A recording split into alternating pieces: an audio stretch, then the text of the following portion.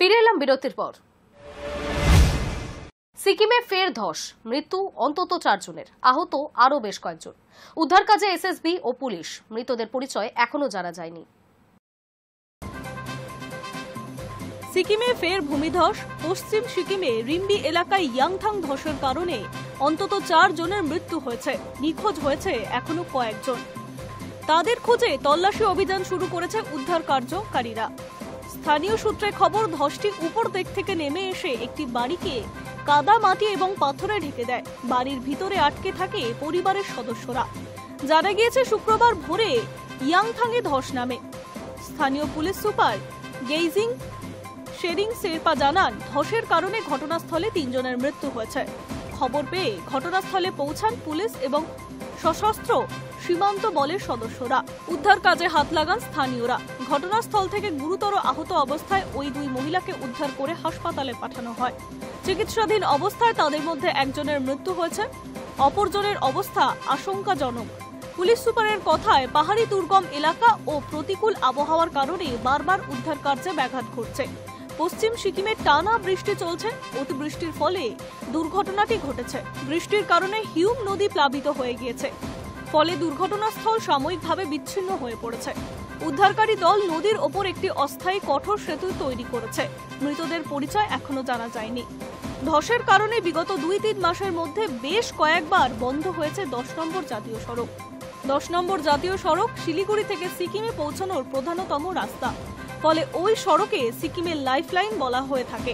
এই রাস্তা বন্ধ থাকলে দুর্ভোগে পড়েন স্থানীয় বাসিন্দা থেকে পর্যটকরা। গত এপ্রিল থেকে জুনে পর ভূমিধসে বিধ্বস্ত হয়ে পড়েছিল উত্তর সিকিম। বহু পর্যটক আটকে পড়েন ধসের কারণে। উল্লেখ্য, সিকিম সহ উত্তরবঙ্গের কয়েকদিন ধরেই বৃষ্টি চলছে। কখনো ভারী, আবার কখনো অতি ভারী বর্ষণে ভাসছে উত্তরের জেলাগুলি। আবহাওয়া দপ্তর সূত্রে খবর, শুক্রবার দার্জিলিং, জলপাইগুড়ি, কালিম্পং, আলিপুরদুয়ার, কোচবিহারে ভারী বৃষ্টির সম্ভাবনা রয়েছে।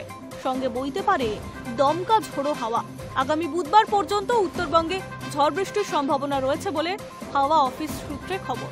High news network.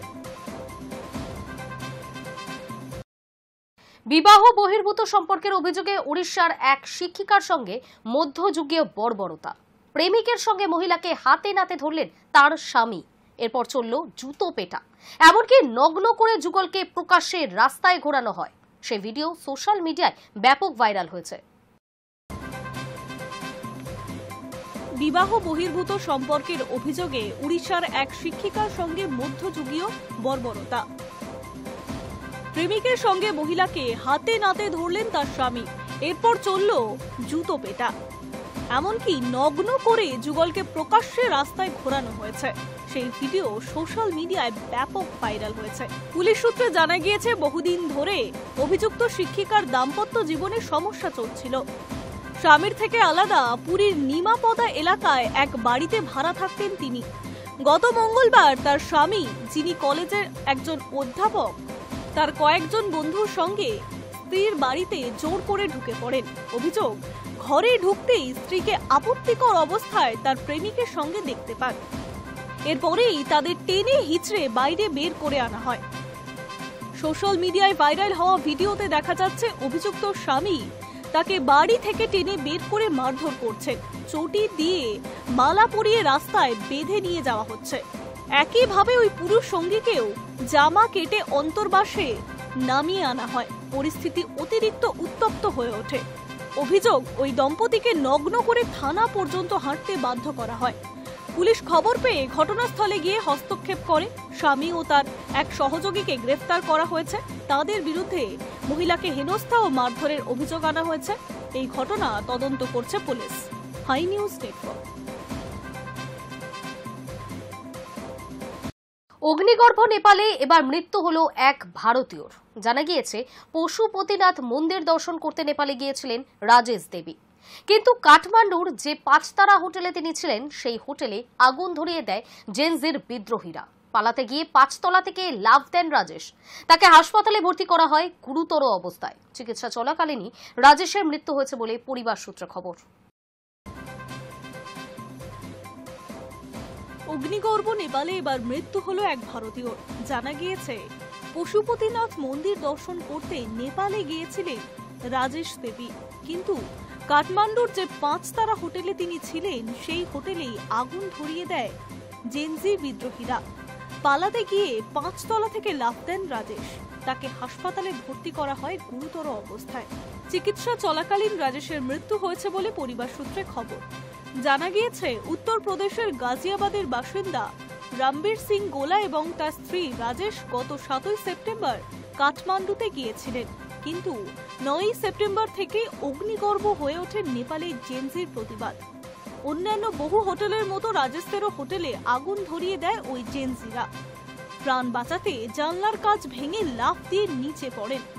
নিচে রাখা তোষক লক্ষ্য করেই সকলে লাফ দিচ্ছিলেন, কিন্তু লাফাতে গিয়ে পিছলে যান রাজেশ দেবী। বেকায়দায় পড়ে যান তিনি। রাজেশ দেবী বড় ছেলে বিশাল জানান, জানলা দিয়ে লাফিয়ে পড়ে রামবীরের সামান্য চোট লেগেছে, কিন্তু রাজেশ গুরুতর আহত হয়েছে। সংকটজনক অবস্থায় তাকে হাসপাতালে নিয়ে যাওয়া হয়, কিন্তু চিকিৎসা চলাকালীনই 10 সেপ্টেম্বর তার মৃত্যু হয়। দীর্ঘ কাঠখড় পুড়িয়ে বৃহস্পতিবার ভারতে ফেরানো হয় রাজেশের দেহ। গোটা পরিস্থিতি নিয়ে ক্ষুব্ধ বিশাল বলেন, 2 দিন ধরে আমরা জানতে পারিনি বাবা মা কোথায় রয়েছে। অবশেষে এক রিলিফ ক্যাম্পে বাবার খোঁজ পাওয়া যায়। ততক্ষণে হাসপাতালে মায়ের মৃত্যু হয়েছে। ভারতীয় দূতাবাসের তরফে কোনো সহায়তা মেলেনি বলে অভিযোগ বিশালের। উল্লেখযোগ্য, গত 4 সেপ্টেম্বর নেপালে নিষিদ্ধ হয় ফেসবুক, ইউটিউব, এক্স সহ প্রায় সব ধরনের সোশ্যাল মিডিয়া। এমন সিদ্ধান্তে বেজায় খেপেছে নেপালের জেনজিরা। সোমবার হাজার হাজার প্রতিবাদী কাঠমান্ডুর রাস্তায় নেমে প্রতিবাদ দেখান। রাতের মধ্যে তা হিংসাত্মক চেহারা নেয়। এরপর মঙ্গলবার আন্দোলনের ঝাঁজ আরও বাড়তে শুরু করে। মন্ত্রীদের বাড়ি থেকে শুরু করে 5 তারার হোটেল সর্বত্র আগুন ধরিয়ে দেয় বিদ্রোহীরা। সেই বিক্ষোভে বলি হলেন এক ভারতীয়। Hi news network. গুলিবিদ্ধ হয়ে মৃত্যু হয় মার্কিন প্রেসিডেন্ট ডোনাল্ড ট্রাম্পের ঘনিষ্ঠ চার্লি কির্কের। আমেরিকায় উটা ভ্যালি বিশ্ববিদ্যালয়ে এক অনুষ্ঠানে যোগ দিয়েছিলেন তিনি। এখনো সন্ধান মেলেনি খুনির। দূরপাল্লার স্নাইপার রাইফেলের গুলিতে তিনি নিহত হয়েছেন বলেই জানা যাচ্ছে। আগ্নেয়াস্ত্রটি ইতিমধ্যেই উদ্ধার করা হয়েছে। বুধবার গুলিবিদ্ধ হয়ে মৃত্যু হয় মার্কিন প্রেসিডেন্ট ডোনাল্ড ট্রাম্পের ঘনিষ্ঠ চার্লি কির্কের। আমেরিকার উটা ভ্যালি বিশ্ববিদ্যালয়ের এক অনুষ্ঠানে যোগ দিয়েছিলেন তিনি। এখনো সন্ধান মেলেনি খুনির। দূরপাল্লা স্নাইপার রাইফেলের গুলিতে তিনি নিহত হয়েছেন বলে জানা যাচ্ছে। আগ্নেয়াস্ত্রটি ইতিমধ্যেই উদ্ধার করা হয়েছে। এফবিআই দ্বারা ধৃতের ভিডিও প্রকাশিত হয়েছে। ধৃতকে এখনো চিহ্নিত করা যায়নি। অত্যাধুনিক যে আগ্নেয়াস্ত্র দিয়ে কির্ককে হত্যা করা হয়েছে সেটা উদ্ধার করেছেন তদন্তকারীরা। পাশাপাশি খুনিকে ধরতে তল্লাশি চালানো হচ্ছে। জানা যাচ্ছে আততায়ী বয়সে তরুণ। তাকে দ্রুত ধরার চেষ্টা করা হচ্ছে। বুধবার উটা ভ্যালি বিশ্ববিদ্যালয়ে প্রায় 1,300 দর্শক হাজির ছিল। সেই সময়ই আচমকা গুলিবিদ্ধ হন কির্ক।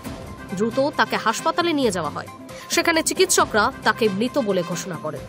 গত বছর নির্বাচনী সভায় ট্রাম্পের কানের লতি ফুঁড়ে বেরিয়ে গিয়েছিল আততায়ীর বুলেট। কোনো মতে তিনি প্রাণে বেঁচে গেলেও ভাগ্য সহায় হল না ট্রাম্প ঘনিষ্ঠ 31 বছর বয়সী কির্কের। কিভাবে এমন হত্যাকাণ্ড ঘটালো আততায়ী? ঘটনাস্থলে লাগানো সিসিটিভি ফুটেজ খতিয়ে দেখে অনুমান করা হচ্ছে সভাস্থলের কাছাকাছি ঘাপটি মেরেছিল খুনি। সম্ভবত কাছের কোনো বাড়ির ছাদেই ছিল সে। আর সেখান থেকেই রীতিমতো সামরিক কায়দায় ওই স্নাইপার রাইফেলের নিখুঁত লক্ষ্য ভেদ করতে সফল হয় আততায়ী।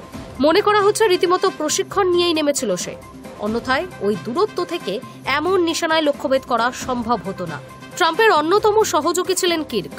আমেরিকার তরুণ ভোটারদের রিপাবলিকান পার্টির দিকে আকৃষ্ট করার ক্ষেত্রে বড় ভূমিকা পালন করেছিলেন। সম্প্রতি আমেরিকান কামব্যাক ট্যুর নামে তিনি একটি কর্মসূচি শুরু করেন, যেখানে তিনি আমেরিকার বিভিন্ন বিশ্ববিদ্যালয়ে বক্তব্য রাখছিলেন। কর্মসূচির মূল বিষয়টি ছিল দেশের তরুণ ভোটারদের ট্রাম্প এবং রিপাবলিকান পার্টির পক্ষে আনা। সেই কর্মসূচির অংশ হিসেবেই তিনি বৃহস্পতিবার উটার ওই বিশ্ববিদ্যালয়ে বক্তব্য রাখছিলেন। এদিকে এই হত্যাকাণ্ডের নেপথ্যে মার্কিন বামপন্থীদের হাত দেখছেন ট্রাম্প। কির্ককে মহান দেশপ্রেমিক উল্লেখ করে মার্কিন প্রেসিডেন্টের তো আমেরিকার বামপন্থীরা যেভাবে তাকে নাৎসিদের সঙ্গে তুলনা করে গিয়েছে লাগাতার, সেটাই তার বিরুদ্ধে গিয়েছে। যার ফলেই এক কলেজে পড়ার বয়সী তরুণীদের হাতে প্রাণ দিতে হলো এই সমাজকর্মীকে। এদিকে আমেরিকার ভাইস প্রেসিডেন্ট জেডি ভান্সের 9/11 উপলক্ষে নিউ ইয়র্কে যাওয়ার কথা থাকলেও তিনি সেই সফর বাতিল করেছেন। পরিবর্তে কির্কের পরিবারের সঙ্গে দেখা করে সমবেদনা জানিয়েছেন তিনি। ওই পরিবারের ঘনিষ্ঠ এক সদস্যের দাবি তেমনই। Hi news network. পশ্চিমবঙ্গের কোনো সিনেমা হলে মুক্তি পায়নি দ্য বেঙ্গল ফাইলস। তার বিশেষ প্রিমিয়ার আয়োজিত হচ্ছে কলকাতায়। শনিবার জাতীয় গ্রন্থাগারে ছবিটির বিশেষ প্রিমিয়ার আয়োজিত হচ্ছে। অনুষ্ঠানে হাজির থাকবেন ছবিটির নির্মাতা বিবেক রঞ্জন অগ্নিহোত্রী। বাংলার কোনো সিনেমা হলে মুক্তি পায়নি দ্য বেঙ্গল ফাইলস। তার বিশেষ প্রিমিয়ার আয়োজিত হচ্ছে কলকাতায়। প্রথমে ছবিটির ট্রেলার মুক্তি বাতিল করে দিয়েছিল কলকাতার নামী সিনেমা হল চেন। পরের দিন ইএম বাইপাস সংলগ্ন 5 তারা হোটেলে ফের ট্রেলার মুক্তির আয়োজন করা হয়। পুলিশি হস্তক্ষেপে সে অনুষ্ঠানও মাঝপথে থেমে যায়। তবু দমছে না পদ্ম শিবির। শনিবার জাতীয় গ্রন্থাগারে ছবিটির বিশেষ প্রিমিয়ার আয়োজিত হচ্ছে। অনুষ্ঠানে হাজির থাকবেন ছবিটির নির্মাতা বিবেক রঞ্জন অগ্নিহোত্রী। ওই সংগঠনের পরিচয় সামাজিক সাংস্কৃতিক সংগঠন হিসেবে দেওয়া হলেও মূলত পরিচিত বিজেপির রাজনীতিকরাই সংগঠনের মুখ। বিজেপির জাতীয় কর্মসমিতির সদস্য তথা প্রাক্তন সাংসদ স্বপন দাশগুপ্ত সংগঠনের সভাপতি। পশ্চিমবঙ্গ বিধানসভার বিরোধী দলনেতা শুভেন্দু অধিকারী সংগঠনটির অন্যতম নিয়ন্ত্রক। সংগঠনটি তৈরির নেপথ্যে তৎকালীন বিজেপির সাংসদ বাবুল সুপ্রিয়র ভূমিকাও ছিল। ঘটনাচক্রে যিনি এখন রাজ্যের মন্ত্রী। কলকাতায় সংগঠন আয়োজিত নানা অনুষ্ঠানে অমিত শাহ বা নির্মলা সীতারামনের মতো দেশের প্রথম সারির রাজনীতিকদেরও দেখা গিয়েছে বিভিন্ন সময়। সেই সংগঠনের আয়োজনেই শনিবার কলকাতায় বিবেকের তৈরি বিতর্কিত ছবি দ্য বেঙ্গল ফাইলসের বিশেষ প্রিমিয়ার আয়োজিত হচ্ছে। প্রসঙ্গত, ট্রেলার দেখাতে গিয়ে সিনেমা হল বা 5 তারা হোটেল সর্বত্রই বাধার মুখে পড়তে হয়েছিল ছবিটির নির্মাতাদের।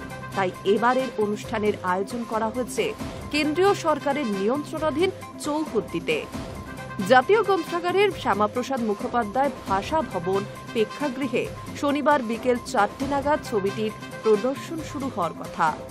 পরিচালক বিবেক তো বটেই, ছবির অন্যতম প্রধান চরিত্রের অভিনেত্রী পল্লবী যোশীও সেখানে থাকছেন বলে আয়োজকরা জানিয়েছেন। বিজেপির অনেকের বক্তব্য, কেন্দ্রের নিয়ন্ত্রণাধীন প্রেক্ষাগৃহে অনুষ্ঠানের আয়োজন করা হলেও পুলিশ প্রশাসন তা আটকানোর চেষ্টা করতে পারে। সেই বিষয়েও তারা নজর রাখছেন। Hi news network. News today এখনকার মতো এই পর্যন্তই। নজর রাখুন হাই নিউজে, নির্ভীক নিরপেক্ষ।